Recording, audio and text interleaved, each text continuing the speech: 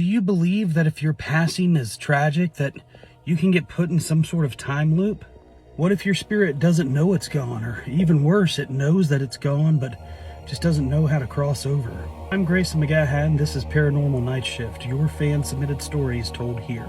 John writes, I've always loved Halloween. It's my favorite time of the year. All things spooky and creepy, and it's just so much fun. In 2001, I took a job at a haunted house, and I absolutely loved it. It was more of a haunted hayfield. We had these 3 diesel tractors that took the kids out into the fields, and we would jump out and scare them. It was amazing. But a couple weeks in, I started having these experiences out in the field. If you've ever been on a farm, you understand it's not quiet and peaceful. And with 3 diesel tractors going back to back to back, you heard it all the time. It was actually kind of loud. That with the fact that it was a haunted trail, so we were jumping out of corn scaring people. Screams were kind of loud. But every night, at the same time, I saw him. A man dressed in period clothes, maybe 1800s, dressed like a farmer. He was a tall man, maybe 6'2", 6'3". Well, I thought he was tall, but was he floating?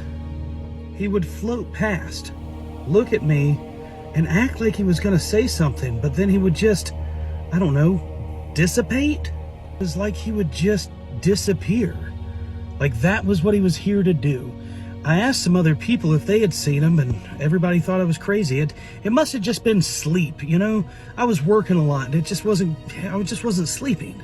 But I kept seeing him over and over and over again.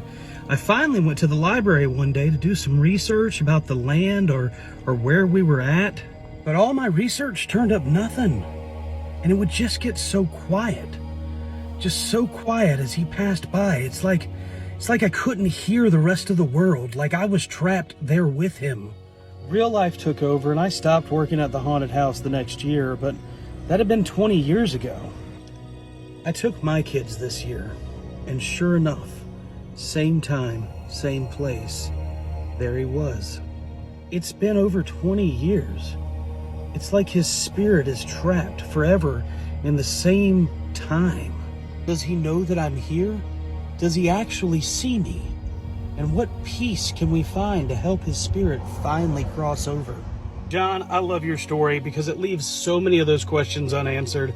And just like anybody who submits a story and we use it, we'll go ahead and send John a Paranormal Nightshift sticker. Those are available up there in my bio. But what if your spirit does have unfinished business and you don't know how to finish it? Are you doomed for all eternity to try to finish it?